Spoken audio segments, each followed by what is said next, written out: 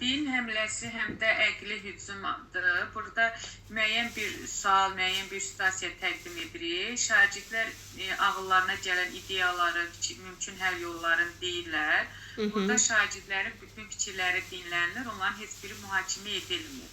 Yəni şagirdin hər birinin dediyi fikir sualın cavabı kimi, bir həll yolu kimi dəyərləndirilir. Bunlar qrup formasında da ola bilər, fərdi də ola bilər.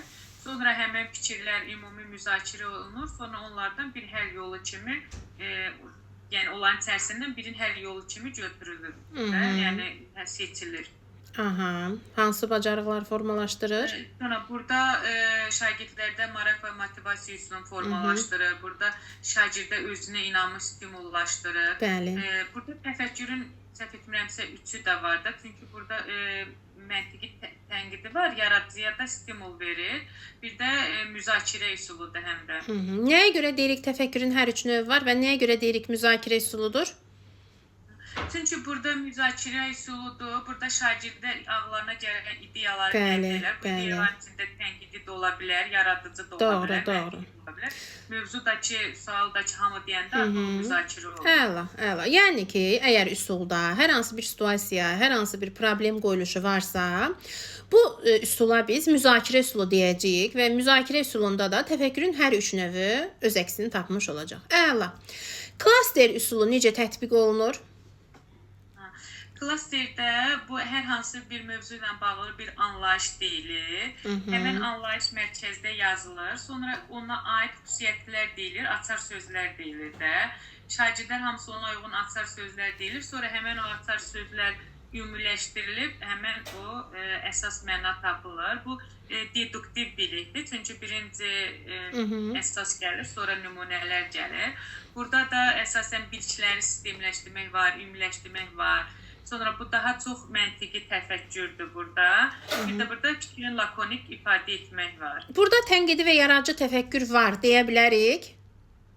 Xeyr də burada çünki tənqidi, yəni müzakirə yoxdur. Həm də burada şagirdlər deyir, məntiqi, yəni o mütəh ki, isimdirsə, isimin anlayışları. Bəli. Əla, tamamilə doğru. Yəni ki, baxın, üsullar çoxdur.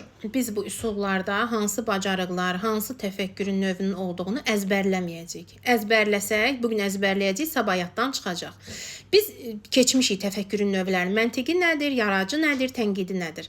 Və üsulun gedişatından da biz tuta biləcəyik ki, bu üsulda məntiqidir, tənqidir, yoxsa yaradıcıdır. Yaxşımı?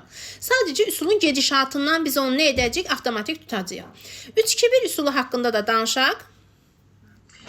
3-2-1-də də belədir ki, şagird müəyyən bir məlumatı yaxud bir tapşırığı, bir mətnlə tanış olur, onu öyrənir.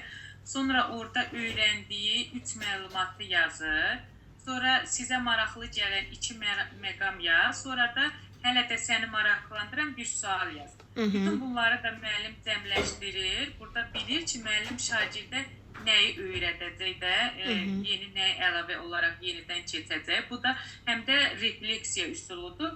Burada daha çox şagirdlərin maraqları ölçülür. Çünki burada şagirdə maraqlı nədirsə, şagirdə nə qaranlıq qalıbsa, şagirdə nə maraqlandırırsa, daha çox onun üzərində aparır.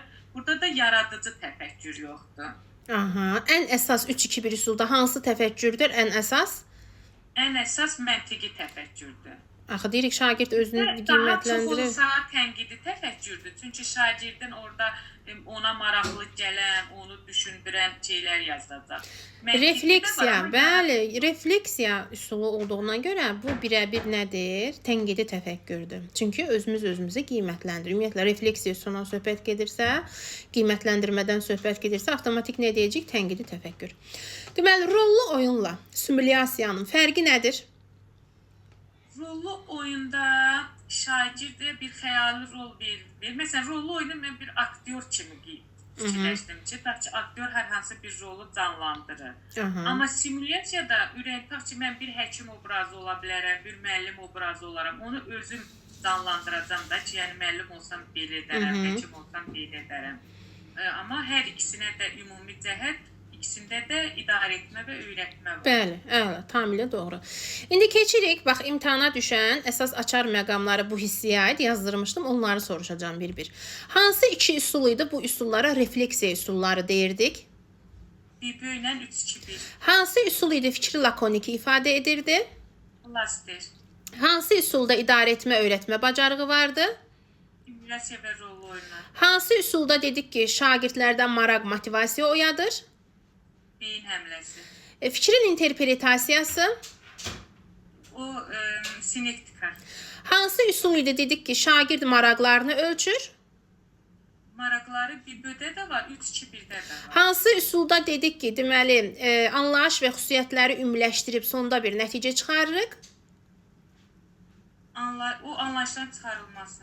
Bu qədər sadə. Əla, əla, əla.